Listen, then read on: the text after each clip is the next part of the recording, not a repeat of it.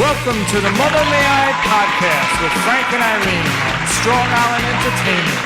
Gee, I hope I didn't make a mistake with these two. They promised me they'd bring in some really good guests. Well, anyway, here's Frank and Irene.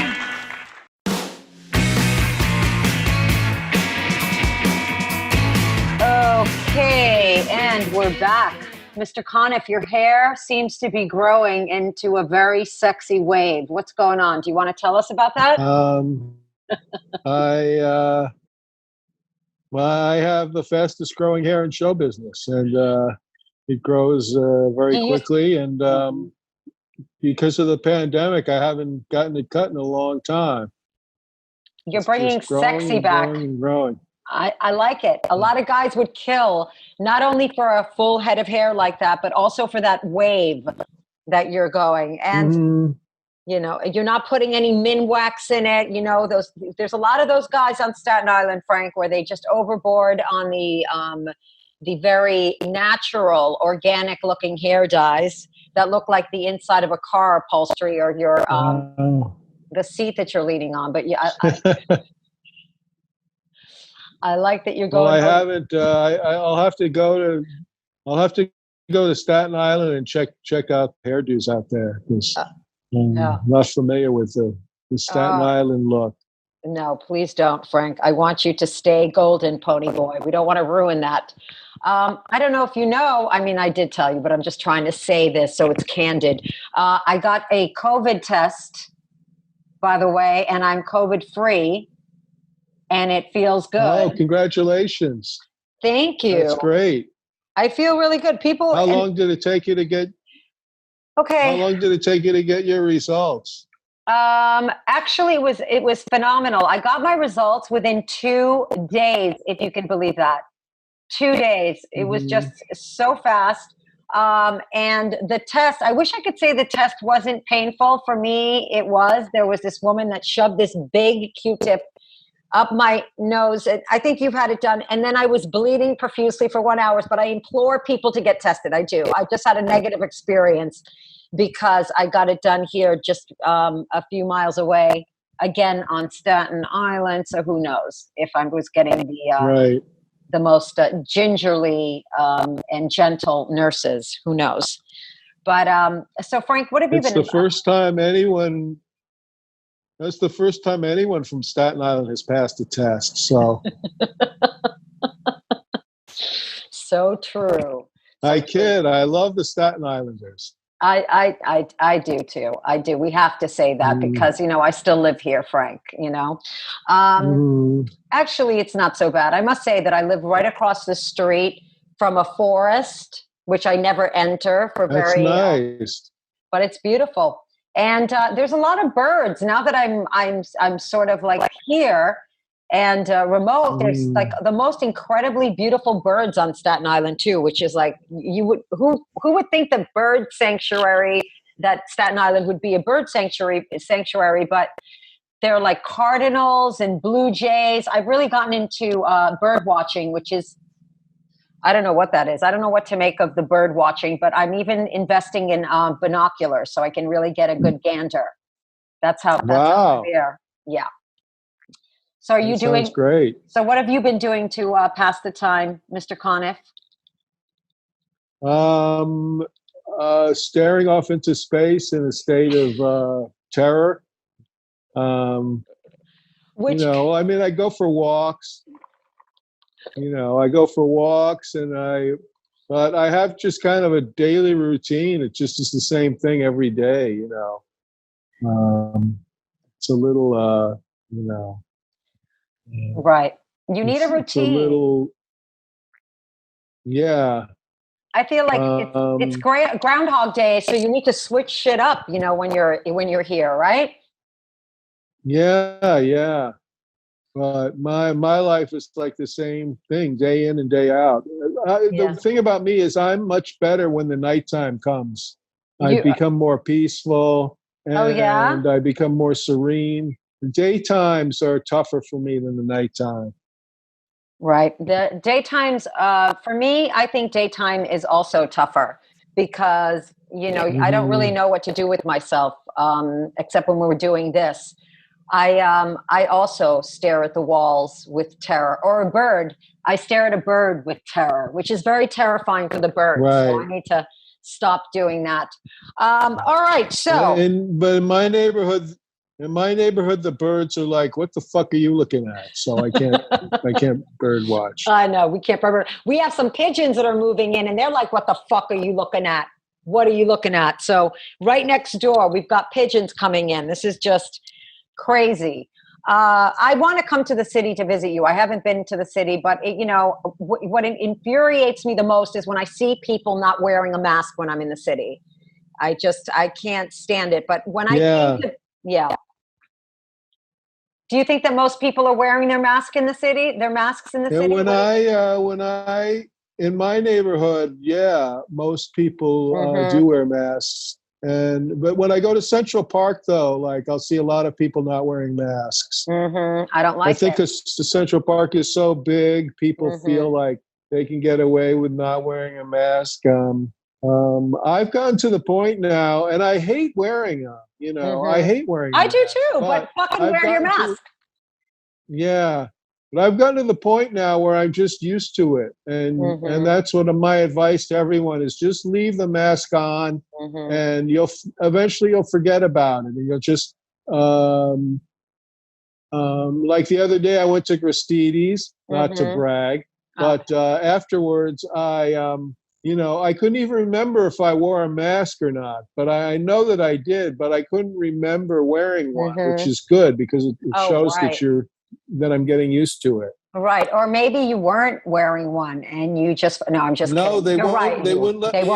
They won't let you in. Me in if I didn't have one. I know. And thank God for that, and thank God for those laws that are enforced store to store. And I'm not jealous about Gristides because they're fucking incredibly overpriced, Frank. That's what I have to say about Gristides. They are. They're incredibly overpriced. But I say, like the other day, the neighbor's dog jumped on my lap and he was sniffing my crotch and he was wearing a mask. And I thought, there you go. Now that's safe sex. That's good for him. Pets, can you blame him? No, I can't. He's only human. Okay. I mean, dog. That's right. At the end of the day. All right. So we have another exciting show, Mr. Conniff. And this girl is no stranger to me. She's one of my very dear friends. We actually had the pleasure of doing a podcast together, #SuckIt, still on Spotify and all podcast platforms, if you want to check it out.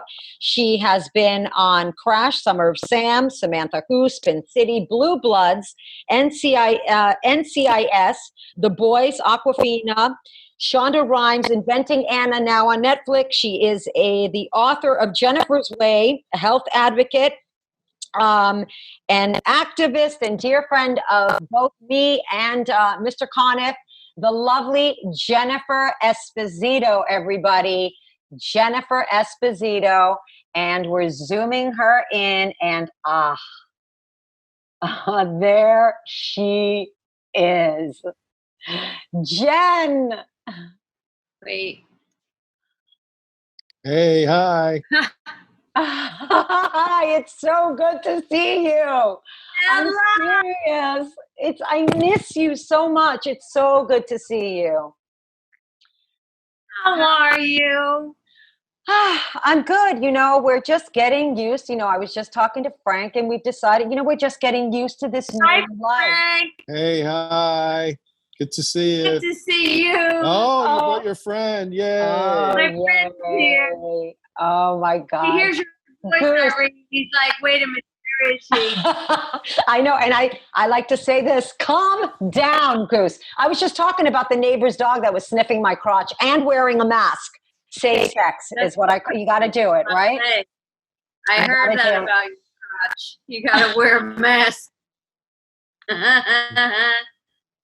You're not the only funny one. I never said I was, bitch. Never said I was. Oh, my God. Okay, so I gave you this very swooning introduction before I brought you up. Jen, where are you now? You didn't hear it. You'll hear it when you listen to the episode. Jen, I know you're dead. I'll hear it when at your eulogy. I'll play the intro to the show. I promise I'll do that. Now, tell me, what have you been doing? I know you've been busy. And I love the fact that, you know, in the beginning of Corona, I think people were stunned with what was going on. And then there was like a moment of regroup, gravitational pull of reality that this is the new normal, and boom, you're working your butt off. Tell us what you're working on. If you don't want to talk about it, you don't have to. I'm working on growing out my eyebrows. So that's Same, really same here. Yeah, Frank, you're doing a wonderful job. Letting it all go.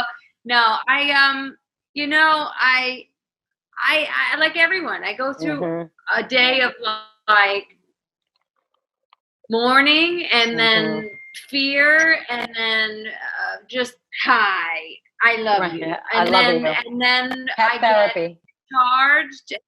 You gotta, you know, go for it and move, and so it's you know, it's a daily struggle, because if you are someone who is half awake, then you can't help but notice the suffering around you. So, you know, like I said, it's hard, but what is saving me is writing and focusing on a few scripts that I have written, and I'm determined to get a movie that I wrote to screen. So yeah, I've been just charging forward. But I think it's not easy. That's amazing though, and I think that, you know, we've talked to other guests that this is a time.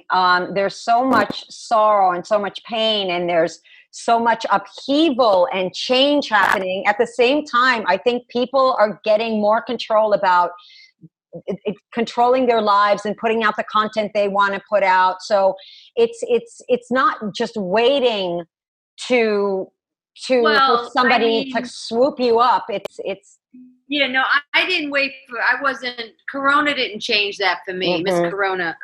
I realized that a while ago, but didn't do anything about that until, you know, maybe last year, to really say, like, there's no one coming to give you what you believe you deserve. That no one. It's just not happening. It's just not happening. So, you know, so you might as well do what you want to do with your life and stop waiting for anybody to give you anything, because it's just not the way the world works, whether you deserve it or not. It's just not the way the world works. So that is so look at this. Hello? Frank is showing you his cat. Would there be like a little bit of a fight going on? I want to see this. Oh, you guys, I'm really jealous. I'm the only one that doesn't have a pet. This is terrible. You don't have a pussy or a dog. I don't have a pussy. I have a pussy. I just don't have a dog, and I really want a dog. Hi. So, I love this. I could stare at pets all day. In fact, the only way people ever see Millie, my cat, is on Zoom. If you come to my house, you will never see her. Never. This guy, he'll jump in your lap. She hides underneath the bed, but this guy, he's been like my little salvation. He's just pet therapy. Millie is sort of like, I have never met Millie except for on Zoom. She's almost like a celebrity. Really? I can only see her on Zoom. She doesn't come out for just anyone. She doesn't. No, she's very specific and very fastidious about who she comes out for. But yes, Jen, I agree. I've been trying to stay healthy. I think that there's certain things that we can do. As you know, I've called you in my tear-filled moments about what's going on. I feel like I was talking to Frank about a routine and how necessary having a routine during this time, because I believe that this is going to be the new way of life, and we have to get comfortable with being. Really? Do you think like this is it? I think it's going to be like. I think we're going to be working more remotely, so we just have to like sort of get comfortable with technology and just working from home and wrapping our head. It's not easy for me, even just trying to put this whole Zoom thing together, and not just the Zoom, but I've been doing some technical stuff, and you know how much I hate to do it. I think it's time for us to kind of step up. And I mean, it's one of those things that I'm easily befuddled by, but you know, just kind of me too. Wrap our heads around. Frank, what do you think? And I agree that it's like, you know, this is, but I just can't accept that this is going to be the norm. I think it will be for a while. I think this whole lockdown thing isn't going away. Yeah. Anytime soon. We're in New York. We're doing better than a lot of people because we got on it right away, or at least relatively right away. And things are getting better here, but it's gonna be this is the new normal for at least until 2021. I think. I do agree. What I was gonna say is, like, I'm not someone to be around a ton of people. That's not me. I never was. No, I'm okay being alone, and I like being by myself. But I have to say, the need to be with people and now Goose saw the cat. Goose totally saw the cat. He's like, wait, what? But the need to be around people and to just have social interaction is really incredible. Just a little bit I'm getting. It's like, if you really realize how important it is. It is. When it, it's when it's not there, when it's gone, and we have to distance like we do. I had to see my mother. I went up to drop off supplies for my mother, and I couldn't hug my mother, and that was it was the most difficult thing in the world, not to be able to hug my mother. I actually miss hugging people, because I've always been somebody who liked to hug. Even when I saw you, Frank, we always hug, and when I saw Frank, we were like. It's just you miss it. Yeah, we were waving. We were like with our masks on and everything. It's such a weird thing. I saw people too, and it was like, hey, you don't know what to do. Yeah. It's just I really do. I just hope that people. I don't even know, say wake up, because they're awake. They're just choosing to be assholes. I want my fear of intimacy to go back to being a choice. Yes. And not imposed on me. Amen. That's what I was trying to say before. Like, I want my hatred of people to be my choice. Yes, my exactly. choice, right? If I have an adverse reaction to somebody, exactly. But if you want to, it is you never realize how important human contact is. Until it's taken away from you. And we have to obviously maintain these safety measures, and Frank and I, we were talking at the top of the show, just wearing a mask, if you wear it all the time, you actually become used to it, I'm used to it. You wear it, you don't realize that you know what I mean? You don't realize. I'm used to it. Yeah. It's like you go outside, I go walk the dog. I wasn't in Manhattan the whole time, but I've been coming in a little bit. And when I'm here, I have my mask on.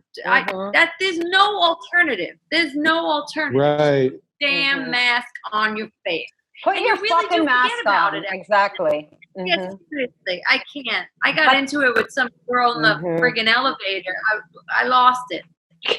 She said, no mask. She gets it's signs everywhere. Put your mask on when she's in the elevator without a mask. In an elevator, especially, you're in a confined space. What the hell are you thinking?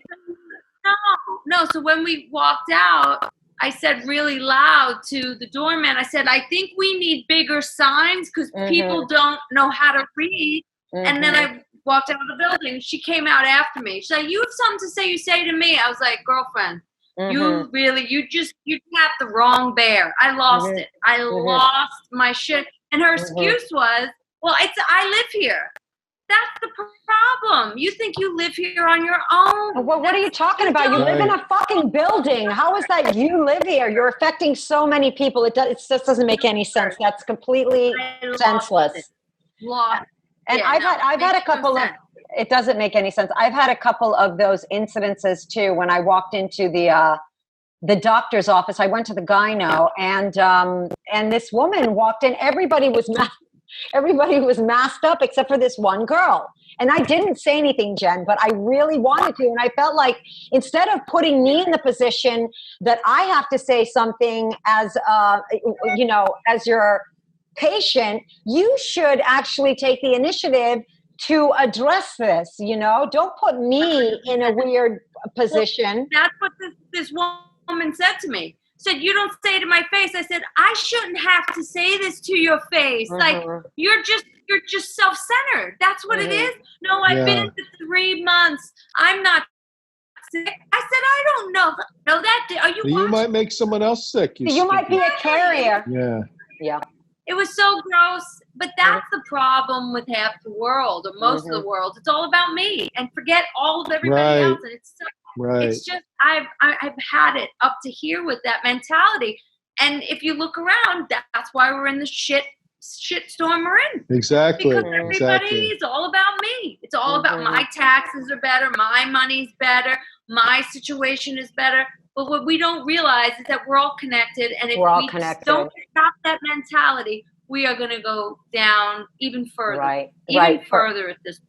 Absolutely. We have to work as a team for efficacy. And I don't think that people really get that. And they don't. And it's like Frank. They want to. Yeah, absolutely. And it's like Frank, like you said, you could be spreading it around. Like when I got COVID tested, and everybody was asking me, were you feeling sick? And I'm like, no, I don't really have to feel sick, but God forbid I'm a carrier, asymptomatic. And even though I'm using protection, I always mask up and I do the right thing, I would hate to put somebody at risk, Horrible. Yeah. There was just something on the news with a young kid, and I get it, we're all stupid when we're young, but 21 years old, went to one of these parties. He felt fine. He brought the COVID back to his house, and now his father is in ICU. Like, you want that responsibility? It's horrendous. It's a high price to pay just to be able to hang out at the bar at Applebee's. Exactly. That's the thing. It's like, how much fun are you actually having? You're not. Well, Applebee's is pretty fun, Frank. I don't know. Especially when you're drinking. I don't know what you're talking about. That's true. Hi, Goosey. So you've been working on projects. Now, have you been busy? Because I know that how is the acting industry, the comedy industry? So have you been busy doing a lot of things via Zoom or anything? No. No. I mean, not really. I one audition like yesterday. They don't know when they're going, but it's like I said, this for me doesn't have anything to do with COVID. The industry was slowing down. Was flawed for so many to say the least for me. But yeah, I just think that in this day and age, if you are waiting for anything to change, then you're part of the problem. We need to create your own platform, because now you can. There are so many outlets. Create your own world that you want to create. All of it. You have to, because we cannot wait for the powers that be to change it. You know why? Because those motherfuckers at top, they're comfortable. They're good. They don't need us. Right. So all this like diversity and that. If it's gonna make someone money and put it in their pocket, great. If it's not, nothing's changing. So we have to change it. We have to be the ones that are gonna change it. And it really, like I said, this didn't come with COVID for me. This has been coming for a long time. When I stopped looking at the world saying, why isn't it different? And looking at myself and say, well, what are you doing? Right. It's like, I'm complaining. No, don't stop complaining and do what you know you're capable of. So, and I really think if we as a collective started to do that, it just has no choice but to change. Right. Do you know what I'm I saying? think we can multitask. I think we can take control of our own projects and still continue complaining. You don't have to give up one for the other. Because I really thoroughly enjoy complaining. I'm Greek. It's sort of like in my DNA. I was going to say minus the complaining, which exactly. And I'm not very good. Yeah, as you're doing. Plus, I'm not very good at multitasking. It's something that I always, actually, I'm going to be honest that it was like something that was always a pet peeve of mine, but you cannot survive nowadays without multitasking. Okay. No, you can't. So you really can't. You really got to get with the program and learn how to multitask it, and it's different. Like it's an adjustment as a comic. I was telling you in a conversation that just, it was like a form of expression, being able to get up and do stand up and then kind of, it felt like Frank, and I'm sure that you felt this as well with stand up. It felt like almost like a detox, and there wasn't that, it was always kind of cathartic for me to do stand up, and it was like a high, really. Yeah. It's like a high. Yeah. And well, for me, it was like detox because I was always shaking afterwards. But you weren't one of these guys, though, Frank. I'm sure you weren't one of these guys that paced back and forth to sort of absorb how well they did because they fucking crushed it on stage. Those guys, they pace back and forth. I need a minute. I need to take this in. But it is. There's definitely a high that you're not. It's like an adrenaline that you're not getting once you're off stage, right. But then you tap into another superpower. And I've been able to, work on projects that I wasn't able to, because to be honest, at first, the thought of not being able to leave the house was terrifying. But now I really enjoy not having to run around and kill myself. It's costly. Well, you were constantly running around. Like I don't know how you were doing it. You were constantly running around. So constantly I'm happy that you're able to be still. No, you were. And so I was breaking even, Jen. I wasn't even by the time the gas and the tolls and the time, Frank, you were running around. You spent a lot of time on those on the train platform, my friend, riding the rails. Yeah.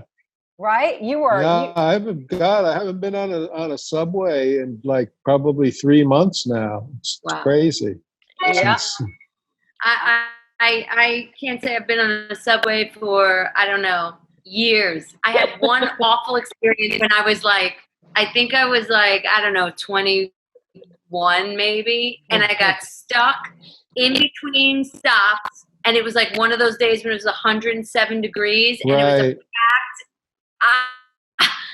I don't even know what happened. I was like, I will never do that again. It was horrifying. Yeah. So I'm good with never going on a subway, but again, you want choices. And the fact that you can't.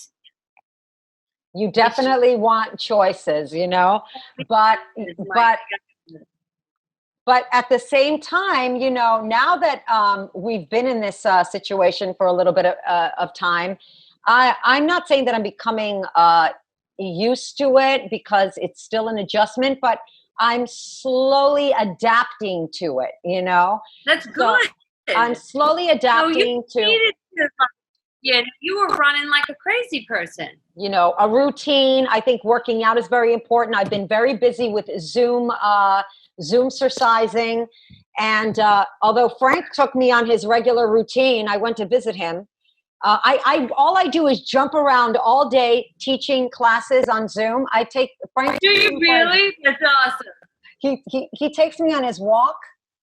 It's this fucking labyrinth of stairs. I'm going up and down stairs, and he nearly wasted me. I couldn't even believe it. Frank, I'm not making that shit up. He fucking wasted me.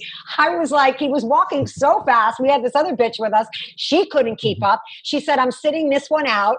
And then I realized that I need to try harder. Now, Jen, do you have any tips, in terms of healthy things to eat and avoid in stressful situations? In terms of health, honestly, I know you're the food advocate. Yeah, we can go through a whole bunch of things, but at this point, I hear certain people I gained a few pounds. It's honestly, with everything going on right now, just fucking let yourself be 5 seconds. Yeah. Just let yourself be. There were so many people it's a perfect time to go inward, or it's a perfect time to write, or it's a perfect time to exercise. Just do whatever. It's honestly a pandemic. People are dying all around you. It's a perfect time to just sit, just be, just figure out what you can do with service. And again, it comes back to that all about me. What can I do with my time? It's fucking hell, it really drives me insane. It really drives me crazy. It really does. I honestly, all I think is like, listen, you got to just look at what is happening. We've got a major virus attacking everybody. A revolution. So think about, you got to think about just sensibly. Do you want to be eating tons of sugar and tons of shit that's going to cause inflammation in your body? Probably not. So you want to stay away from that stuff. Anything that leafy greens and not a lot of sugar and things that are going to help your body with inflammation and God forbid if you were to get this, are you okay? Well, everybody's at stress right now, so exercising is so important. But again, I'm not going to hold anybody up to a certain level of anything at this point. It's like, just try and get through the day. Yeah, just give yourself a break. Permission. Give yourself permission to just relax. Instead of just be. If you're not relaxed, that makes sense too. It's a shitty time. People are losing everything. So I think, we judge the shit out of ourselves. And I'm saying this, although I'm supposed to be finishing something I'm writing, and every day I don't do it, I'm beating the hell out of myself. Yeah. And I literally said to myself just before, like, okay, if you're not in the headspace to do it, then if you're not doing it, can you just shut up? Like, just shut up. You're taking a day, but we are so built to just like go, go, go, go. And it's like, enough. It is hard. I'm putting one out. I'm not interested in doing that right now. And there's a reason. I'm not saying being lazy, but I'm saying that there's 3 different projects happening and I'm trying to do 2 and the one is suffering. It's like, literally, just chill out. You're if spinning. You have an off day and you don't want to write, and it is what it is. It is what it is. You're spinning a lot of plates, and it's true. I've gotten better with that. I must say, I just pay attention to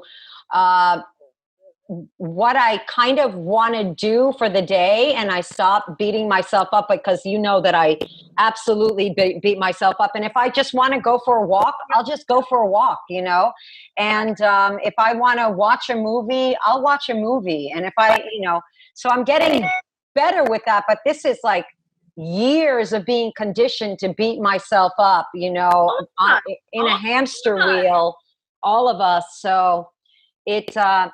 I don't know if you saw on Twitter, like right as the whole pandemic was starting, and a few people wrote that Shakespeare wrote King Lear during a pandemic. That's right. And I was like, fuck you. Who gives a shit? Oh my God, I saw that, Frank. That was so funny, and that didn't. I was like, shit, really? Fuck, man, that's unneeded pressure. Yeah. But this is my point. Like, things were put out there like this. Like, it's a perfect opportunity to meditate every day and get in that space and then write a Shakespearean. Go fuck off. Like, just everybody just be what you want to be. Don't inflict your nonsense on someone else. It's just, we've just gotten so out of hand. It's just incredible to me. It really is. Right. Just relax. And you know what? Once you give yourself permission, then you really can get some work done. Although I did see that, Frank, and it pissed me the fuck off. I was like, what? Yeah. Shakespeare? Are you shitting me? Anyway, but we're taking a lot from this experience, though, that we're putting into our work, whether we finish it during this pandemic or after the pandemic, okay? Because so many things have happened that have reshaped our entire existence, so many things that have really touched our hearts. So I think that that's going to have a profound effect, hopefully, on everything that... I just like 3 years from now, when there's a rom-com about the pandemic on the Hallmark Channel, I'm not going to watch it. I'm just going to tell you that right now. I'm not going to watch it either. I was a little afraid, Frank, of like going to a comedy club where people are wearing masks, no laughter, just eyes of judgment. I'm like, that can't be fun. Maybe I want to rethink, actually.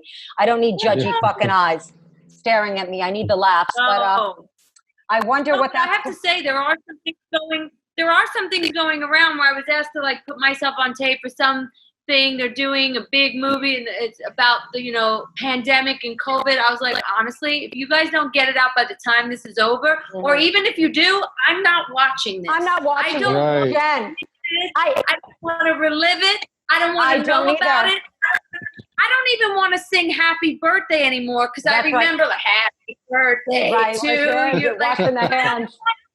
Don't kill me. I don't want to know anything about this. Yeah, let's just take the worst fucking times of our lives and then make a little movie out of it so we can relive it. Fuck off, all right? Seriously. No one wants to fucking relive it. I don't want to see it, okay? It's so true. And I think that everybody's just trying to escape and that's indicative just by some of the movies that are coming out on Netflix. I was telling Frank that I just watched that The Wrong Missy. Have you seen that on Netflix? Everybody's like, you got to watch this movie, The Wrong Missy. It's a comedy. No. What is that? It's a funny concept. Frank, I really want you to watch it, and I want you to watch it and let me know what you guys think of it. It's like it could happen to any one of us. Like you have like you meet one girl, and then she had like David Spade's character met two girls named Missy, and he was going away on a trip. He really liked this one Missy, but he texted this complete train wreck Missy, and she's the one that joined him on the trip. And it's really, really, I mean, I don't know what I think of it. I think that it could have been maybe done better. It could have been funnier, but then I might be judging it from a comedic perspective. But the concept was definitely hilarious, and there's some parts that are really funny if you watch it. Just a little something to watch if you, unless you're a glutton for punishment, you want to watch the Jeffrey Epstein documentary. I watched that was very uplifting. Yeah, I watched that. Yeah, we all watch that, right? Because we're glutton for punishment. I just literally scream at the TV the whole time. The whole time. Yeah. It blows my brain in like 50 different directions. I mean, me too, Jen. That's all I did. I was just throwing shit. I was screaming at the top of my lungs. I just freaking out. How many fucking blind eyes? I know.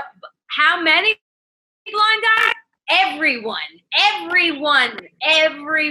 was in the pocket. This is my point. Nothing's changing. When the guys at top stop making the bucks, that's when things will change. Until then, it's not changing. It's just the way it is. So we all have to figure out how to navigate. What we were doing to like escape, seriously, we would watch House Hunters International, and they're all over the world getting houses, or we'd watch like, do you ever see a show called Somebody Feed Phil?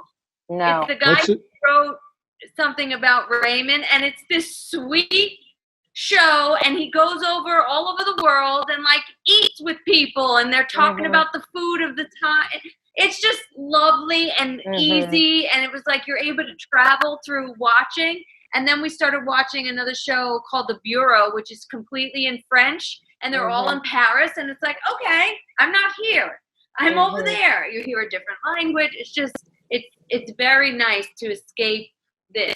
Right. Yeah, totally. Escapism is really important. That's for sure. And I think I have to. Yeah, and people should, we were talking about people giving themselves a break. Like if you want to binge watch the stupidest show on TV, go and binge watch it. Watch it. Go ahead and escape. It's good for you to escape into something silly with all that's going 100%. On right now. Right, where your brain is just completely turned off. And I think I did that with Mother May I Sleep with Danger, which is the movie that we named the podcast after. It's this horror film about vampires with James Franco and Tori Spelling, and we actually mocked that, and so we called it. But anyway, I actually rented it, which was not so fabulous because it's definitely not worth $3.99. But anyway, it was brain numbing, and for that 1.5 hours, I was able to decompress and relax. So yes, I'm all for that's good. The decompression session with anything that'll unplug. So we're running out of time. This session just keeps going so fast. Jen, I just love you so much and I miss you so much.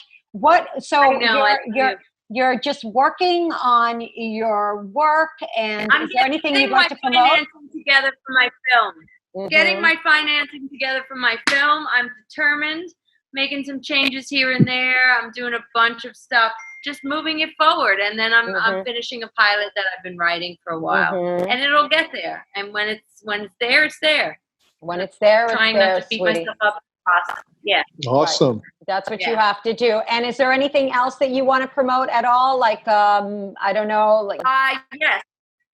Wear your mask and stop being a douchebag. Stop being a self-centered person. And until we all can adapt the fact that we all live here together, things aren't changing.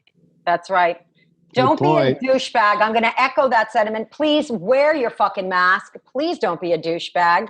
And that'll get us just a little bit of compassion and consideration.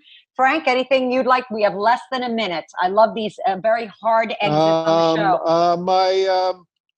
My live movie riffing streaming show that I'm doing is next Tuesday, July 21st at 8 p.m. Awesome. Check it out. Follow us on our YouTube channel. Subscribe. We love you. Jen, we love you. Thank you so much for joining us, sweetheart. Mwah. Take care, Jen. Bye. Take care. Bye. Bye.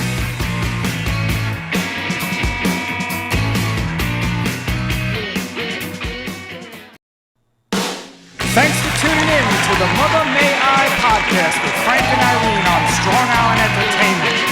Check us out next week when Frank and Irene sit down with, you know what? I don't know what these two are going to do next, but we'll see you next week.